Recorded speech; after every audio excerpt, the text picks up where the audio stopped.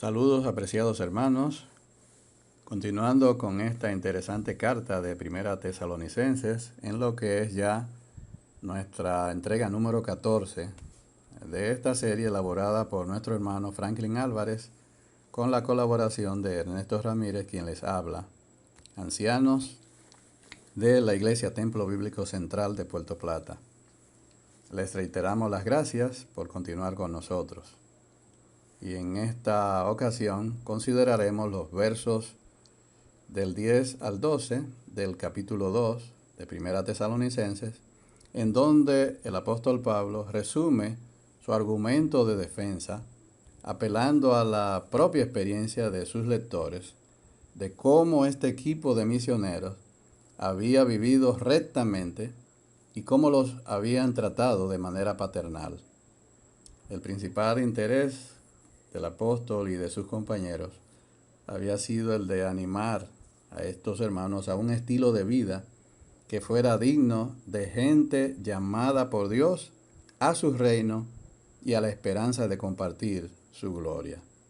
Así que, leyendo en el versículo 10 de este capítulo 2, nos dice el apóstol de la siguiente manera: Vosotros sois testigos, y Dios también, de cuán santa, justa e irreprensiblemente nos comportamos con vosotros los creyentes. Vosotros sois testigos y Dios también. Pablo hace un llamamiento directo a la memoria y al testimonio de los tesalonicenses sobre la conducta de ellos durante las 3 o más semanas que habían estado en su ciudad. Los tesalonicenses habían presenciado el carácter de la vida de los misioneros y podían dar perfecto testimonio de su integridad. Sin embargo, los hombres no pueden juzgar adecuadamente los motivos de otro, lo que explica la apelación que hace el apóstol a Dios, quien de manera continua y muy profundamente examina nuestros corazones. Dice el apóstol, de cuán santa, justa e irreprensiblemente nos comportamos. Pablo utiliza aquí 3 adverbios para resumir su conducta. Se emplean adverbios en lugar de adjetivos porque el énfasis no está en el carácter de los trabajadores, sino en la forma de su conducta. Cuán, antes de los adverbios, apunta al grado de la manera. No hay pretensión de perfección en el apóstol, sino más bien un grado eminente de logro en las áreas especificadas. Los creyentes de Tesalónica pudieron juzgar esto. De cuán santa, y de santa del griego josíos, y josíos significa sagrado o marcado por una consideración concienzuda por la ley divina de una manera agradable a Dios, de una manera santa. Significa cumplir cuidadosamente los deberes que Dios le da a una persona. Josíos apunta a una disposición interna que tiene en cuenta la santidad de la vida.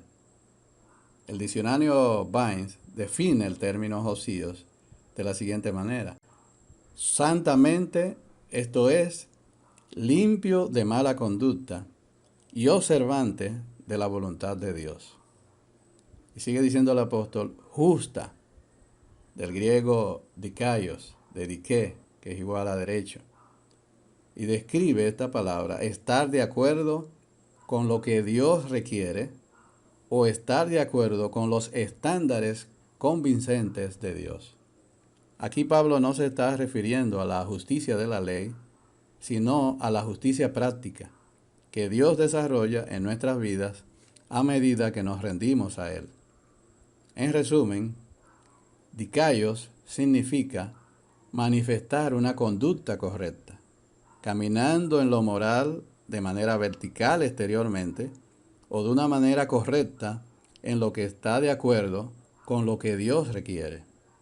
En una es una descripción más general de la justicia observable en todos los aspectos de la vida. El término santo, devotamente, se relaciona con la disposición interna y apunta al aspecto religioso de la vida, mientras que el término justo cubre el aspecto moral, relacionado con esa integridad y rectitud de la conducta que debe marcar la vida cristiana. Y sigue diciendo Pablo, irreprensiblemente, del griego amentos, de sin, y mentomai, defecto. Significa irreprochable, sin falla. Describe no poder encontrar fallas en alguien o en algo. La idea es que la persona es tal que nadie tiene la posibilidad de presentar cargos legítimos contra ellos. La vida de Pablo y de sus compañeros ante los tesalonicenses era tal que no había fundamento legítimo para la acusación. Esto no significa que sus enemigos no lo acusaron, porque de hecho lo hicieron, pero los cargos no les fue posible mantenerlos. Amentos es la misma palabra que los arqueólogos encontraron en las tumbas cristianas de la antigua Tesalónica. Cuando las personas querían identificar a un amigo o un ser querido fallecido como cristiano, inscribían amentos, o sea, irreprensibles, en su tumba. Tal falta de culpa en el comportamiento, no solo la imputada y la forense, que se conoce como santidad posicional, que es la que Cristo otorga a todo aquel que cree, es la que el Señor desea para su iglesia hoy. Que nadie pueda atribuirle a su iglesia falta, que ella sea irreprensible. Cuando uno visita los cementerios, puede aprender mucho también leyendo lo que se escribe en las lápidas. Hay algunos epitafios famosos, como por ejemplo el que está escrito en la tumba de William Shakespeare, el ilustre dramaturgo inglés. Dice en su tumba: buen amigo, por Jesús, abstente de cavar el polvo aquí encerrado. Bendito sea el hombre que respete estas piedras, y maldito el que remueva mis huesos. O también, por ejemplo, la que encontramos en la tumba de Alejandro Magno, que dice: una tumba es suficiente para quien el universo no bastara. O la de Martin Luther King, que dice: libre por fin, gracias Dios Todopoderoso, soy libre por fin. Y uno de los más impresionantes epitafios es el que está escrito en la tumba del célebre gángster Al Capone, que dice: Jesús mío, misericordia. Pero qué hermoso sería, hermanos, que cuando muramos, nuestra lápida pueda llevar escrita: irreprensible. Dice William MacDonald, y cito: si el mejor sermón es una vida santa, Pablo era un gran predicador, no como otros predicadores, la elocuencia de los cuales es mayor que su conducta. Cuando estaba en el púlpito, la gente deseaba que nunca lo dejase. Cuando estaba fuera del púlpito, deseaban que nunca dejase su vida cotidiana. Y los versos 11 y 12 de Primera Tesalonicenses capítulo 2 continúa el apóstol diciendo: así como también sabéis de qué modo, como el Padre a sus hijos, exhortábamos y consolábamos a cada uno de vosotros. Versículo 12. Y os encargábamos que anduvieseis como es digno de Dios, que os llamó a su reino y gloria. Como el Padre a sus hijos, exhortábamos y consolábamos a cada uno de vosotros. En el versículo 7, Pablo se había comparado, que ya vimos este verso, con una madre nodriza. Ahora, en este verso 11, cambia la figura a un amante padre. Si lo primero sugería ternura y afecto, esto segundo ahora sugiere sabiduría y consejo. En el libro de Proverbios vemos al padre dirigiéndose a su hijo, diciéndole en Proverbios 1:8, oye, hijo mío, la instrucción de tu padre. Y en el capítulo 4, versículo 1, oíd, hijo, la enseñanza de un padre y estad atentos para que conozcáis cordura. La palabra oye, oíd, que se repite con frecuencia en el libro de Proverbios, es la palabra hebrea shamá. Y no es una sugerencia lo que se está haciendo aquí, sino un mandato que todos necesitamos escuchar y prestar atención diariamente. NetBible agrega que esta es una exhortación urgente que espera el cumplimiento inmediato de la instrucción de los padres. La palabra traducida instrucción es la palabra musar. Se refiere a disciplina, castigo, corrección. Esta palabra aparece unas 50 veces en los proverbios. La disciplina de Dios es siempre para propósitos de instrucción y no debe ser ignorada o resentirse por ella. En el libro de Job vemos esta expresión: he aquí, bienaventurado es el hombre a quien Dios castiga. Por tanto, no menosprecie la corrección, y aquí viene la palabra hebrea musar, del Todopoderoso. Eso en Job 5:17. Salomón nos instruye en Proverbios 3:11, hijo mío, no rechaces la disciplina, y aquí volvemos a la misma palabra musar, del Señor, ni aborrezcas su reprensión.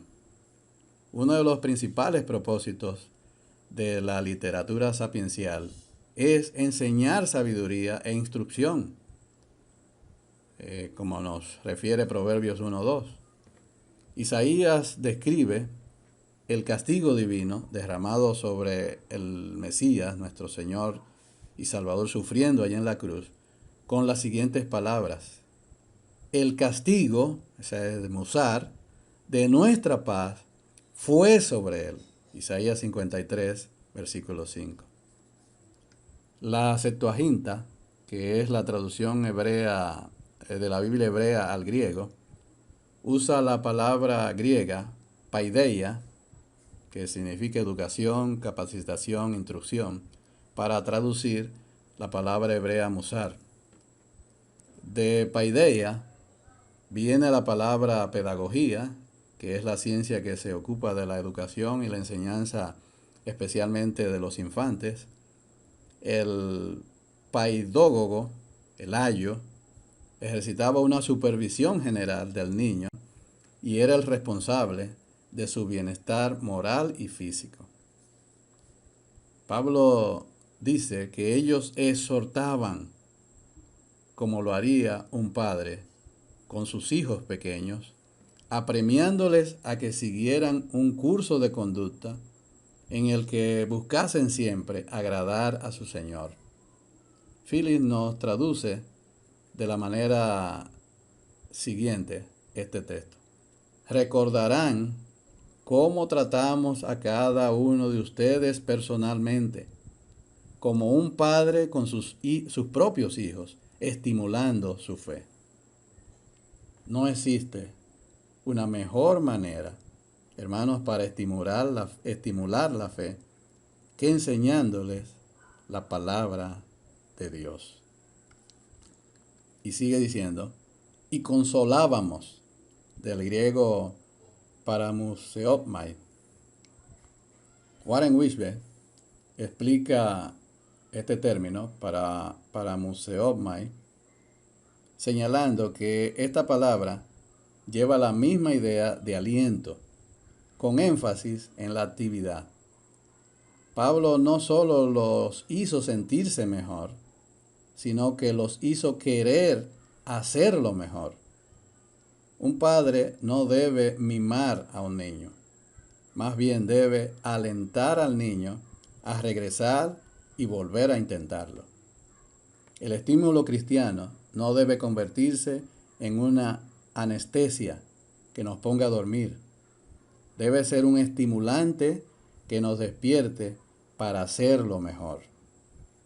La función de los padres no es mimar, sino incitarlos a su desarrollo.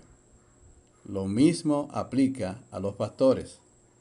Su deber es llevar a los hermanos a la madurez. Y continúa Pablo, esta vez en el versículo 12, y os encargábamos que anduvieseis como es digno de Dios. La palabra encargar viene del griego marturomai. Y Vernon McGee afirma que marturomai tiene una nota de severidad, implica disciplina. Es una palabra viril, una palabra robusta, firme y masculina. Me temo que hoy encontramos muchas predicaciones blandengues en nuestros púlpitos. Lo popular es tener un pequeño sermonete dado por un predicadorete a cristianetes. Hay tan poca urgencia. Alguien ha definido el servicio promedio de la iglesia en una iglesia liberal, como cuando un hombre de modales moderados se levanta ante un grupo de personas de modales moderados y los insta a ser de modales más moderados. Oh, eso es repugnante, mi amigo, decía este hermano. La verdad es que cada día vemos más iglesias compuestas por hermanos que van dispuestos a pasar un buen momento. Los pastores los complacen con un buen grupo musical que los entretenga con los más diversos ritmos musicales, y después de haber estado allí durante casi una hora, sentados cómodamente bajo un adormecedor aire acondicionado, le dan al predicador unos 15 minutos o 20 a lo más para que diga algo, mientras más superficial, mejor, y si les levanta el ánimo, mucho mejor. Nada de sermones doctrinales, nada de profundizar en las escrituras, nada de hacerlos pensar y mucho menos de hablarles de pecado o de arrepentimiento. Y si se les ocurre hablar sobre eso, que sea dirigido a los de afuera, a los inconversos, a los pecadores, no a ellos. Así pasa el tiempo y esos hermanos no salen de su infantilismo espiritual. No llegan a ser capaces de digerir alimentos más sólidos. Cualquier sermón de mediana solidez les da náusea o les produce dispepsias. Pero Pablo, hermanos, no quería que los tesalonicenses anduvieran en esta manera. Quería que anduvieran como es digno de Dios. Y así también queremos nosotros, hermanos, que nuestras iglesias tengan un andar digno de nuestro Dios. Así que, queridos hermanos, el tiempo se nos ha ido y Dios mediante, en la voluntad del Señor, mañana continuaremos con esta interesante carta. Un saludo muy especial de nuestros hermanos, a nuestros hermanos, de sus hermanos Franklin Álvarez y Ernesto Ramírez, y que el Señor les bendiga ricamente.